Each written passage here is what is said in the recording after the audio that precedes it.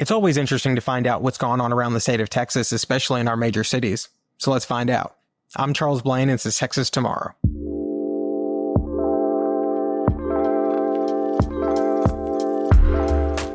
A Dallas developer recently pled guilty to bribing city council members and the mayor pro tem. The developer, Sherman Roberts, paid 2 council members to support low-income tax credits and loans for projects he was working on. He's one of 3 developers involved in this scheme, and one other has been sentenced already, while the other awaits trial. Also in Dallas, City Council removed part of a 1988 ordinance that required the city to maintain a ratio of 3 police officers to every 1,000 citizens. The advocates for the removal of this ordinance claim that with the passage of Proposition S this November's election, which allows citizens to sue when the city violates its own ordinances, they would be open to legal claims since the city doesn't have enough officers to meet its own requirement. Removing the language nullifies that, so they claim. We'll see. But back to indictments. Roughly 200-ish miles south, Harris County is discussing indictments as well. Charges have been filed against the county's former chief public health director, Barbie Robinson. Barbie was head of the county's public health department for a few years, and she's accused of giving non-public information to a company that she worked with in a previous role. The purpose, they say, is to help them better tailor that pitch for the project. Robinson was fired by the county in August over this same scheme, and now the outgoing Harris County District Attorney has filed charges for felony misuse of official information. Oddly, 2 months before those charges were filed, Harris County officials were pushing for an audit of the public health program, and Judge Lena Hidalgo was adamantly opposed to it.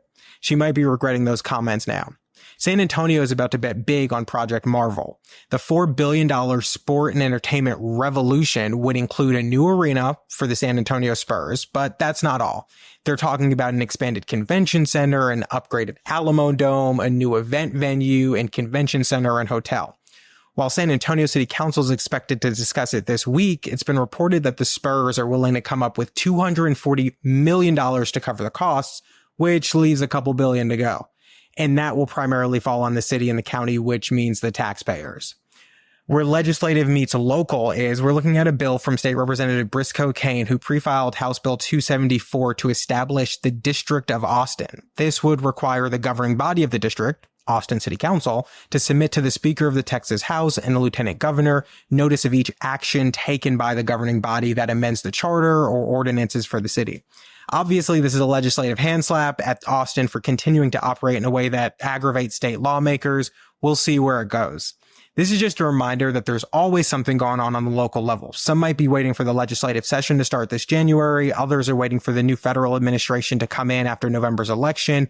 But in the meantime, things are always happening every day that require your attention at the local level. This is just a handful of things in Texas's biggest cities. We've got plenty of stuff going on in the hundreds and thousands of other smaller jurisdictions across the state.